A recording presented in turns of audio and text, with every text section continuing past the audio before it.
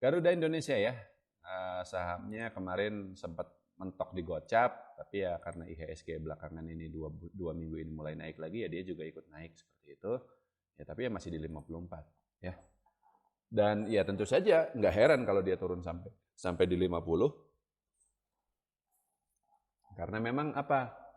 Ada dua hal Pak. Satu, dia masih rugi Pak Zul. Di kuartal 1 kemarin rugi dia itu masih 1 triliun lebih. Dan yang kedua, ekuitas dia juga masih negatif. Saya sih terus terang ya nggak akan maulah beli saham dari perusahaan yang ekuitasnya negatif. Artinya apa? Kalau misalnya seluruh asetnya dia dijual, maka itu masih belum cukup untuk bayar utang-utangnya. Dan perusahaan seperti itu secara teknis sebenarnya sudah bangkrut, gitu ya.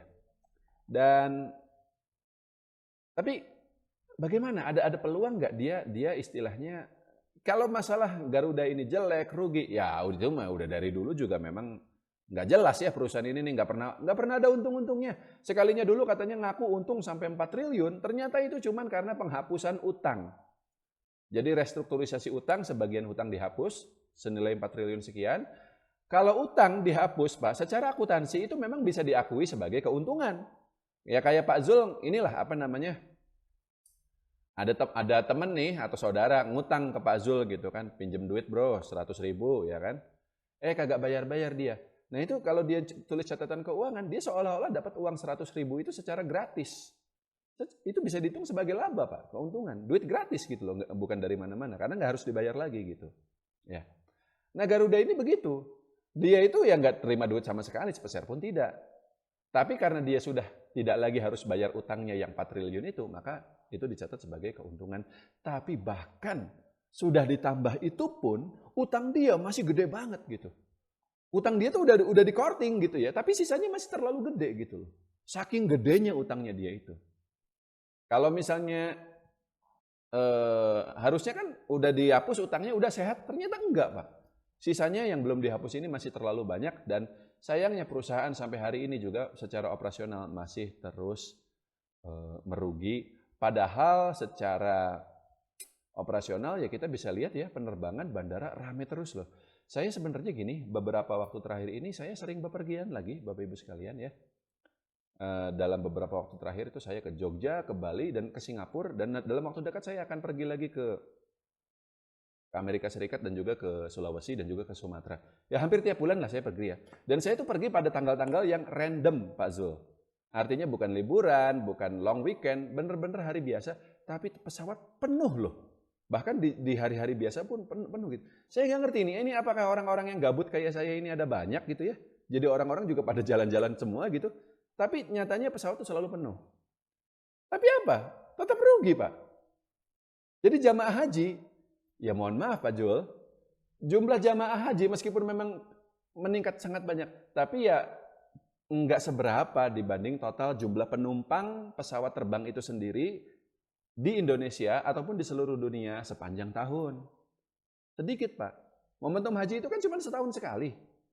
Sedangkan Anda bisa hitung, saya pernah baca datanya ya, ada sekitar 40 juta orang di Indonesia yang bepergian menggunakan pesawat terbang dalam 1 tahun. Sedangkan jamaah haji kan nggak nyampe 1 juta orang kalau dari Indonesia. Itu, Pak Jul. Jadi sebenarnya nggak ngaruh.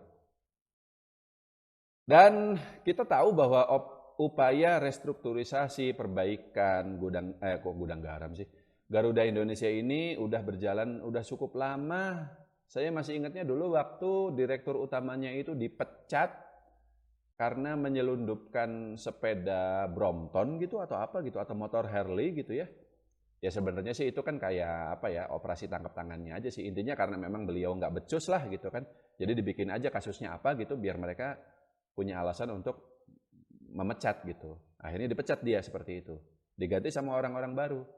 Itu udah lama Pak, udah tahun kapan gitu. Ya masih sampai sekarang masih nggak ada hasilnya gitu. Jadi ternyata direksi yang baru pun nggak lebih baik juga gitu dibanding yang lama gitu. Kesimpulannya, menurut saya itu terlalu berisiko ya. Satu lagi yang harus Pak Zul perhatikan juga.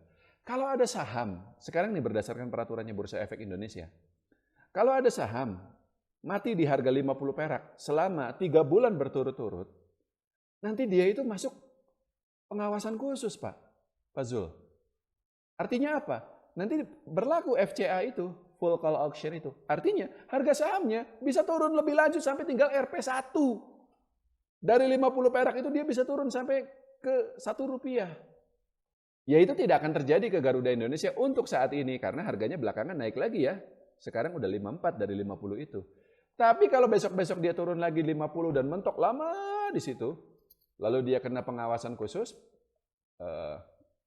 dia bisa turun sampai 1 perak. Ya nggak worth it, Pak. Risikonya gede banget dong kalau kayak gitu. Saya kan selalu menekankan namanya investasi itu tuh ya. Risiko dulu sekecil mungkin, baru kita fokus ke profit. Dan saya tadi sudah kasih banyak sekali pilihannya. Ada batu bara, ada logam mulia, ada consumer good.